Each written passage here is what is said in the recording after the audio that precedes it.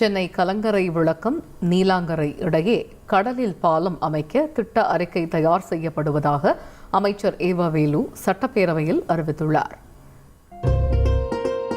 சென்னையில் மெட்ரோ, மேம்பாலங்கள், சாலை விரிவாக்கம் என உட்கட்டமைப்பு விஸ்தரிக்கப்பட்டாலும் போக்குவரத்து நெரிசல் ஓய்ந்த பாடில்லை. முக்கியமாக சாந்தோம் முதல் அடையாறு வரையில் பயணிப்பதற்குள் போதும் போதும் என சொல்லும் அளவிற்கு வாகன ஓட்டிகளுக்கு அவஸ்தை. இதேபோல் கிழக்கு கடற்கரை சாலையும் போக்குவரத்து நெரிசலால் தினமும் திணறி வருகிறது. மும்பையில் இதுபோன்ற போக்குவரத்து நெரிசலை தவிர்க்கும் வகையில் மும்பை மற்றும் நவி மும்பை நகரங்களை இணைக்கும் வகையில் அரபிக்கடலில் 22 கிலோமீட்டர் தூரத்துக்கு அடல் சேது பாலம் அமைக்கப்பட்டுள்ளது.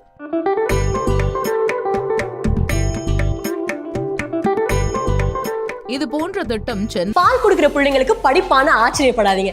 இங்க ஒருத்தர் டே கேர் ஸ்கூல் ஆரம்பிச்சு மாசம் 2 லட்சம் ரூபாய் சம்பாதிக்கிறார். எப்படின்னு கத்துக்க ஃப்ரீடம் ஆப்பை டவுன்லோட் பண்ணுங்க. சென்னையிலும் செயல்படுத்தப்படுமா என்ற ஏக்கம் இருக்க தமிழக சட்டப்பேரவை துணை சபாநாயகர் கு. பிச்சாண்டி பட்டினப்பாக்கம் முதல் மகாபலிபுரம் வரையில் கடல் பாலம் அமைக்கப்படுமா என்ற கேள்வியை எழுப்பினார்.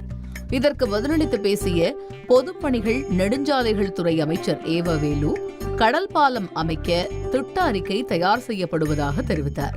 கலங்கரை விளக்கத்திலிருந்து நீலாங்கரை வரைக்கும் 15 கிலோமீட்டர் இருக்குது. முதல் கட்டமாக அந்த பணியை எடுத்துக்கொள்ளலாம் என்ற அடிப்படையில் தான் இப்பொழுது திட்ட அறிக்கை தயார் பண்ணுவதிலே துறை சார்பாக பொறியாளர்கள் ஈடுபட்டிருக்கிறார்கள். அது முழுமை பெற்ற உடனேயே ஒன்றிய நிதியிலிருந்து அதை செய்வதா அல்லது தனியார் பங்களிப்போடு செய்வதா அல்லது மாநில நிதியிலிருந்து செய்வதா என்பதை முதலமைச்சரிடம் கலந்து பேசி முடிவு செய்யப்படும். சென்னை கலங்கரை விளக்கத்தில் இருந்து நீலாங்கரை கடற்கரை வரையில் பாலம் அமைக்க திட்ட அறிக்கை தயார் செய்யப்படுவதாக தெரிவித்தார். மொத்தம் 15 கிலோமீட்டர் தொலைவுக்கு பாலம் அமைக்கப்பட்டால் நகர்ப்புற சாலைகளில் போக்குவரத்து நெரிசல் குறையும், பயண நேரம் மிச்சமாகும் என்று எதிர்பார்க்கப்படுகிறது.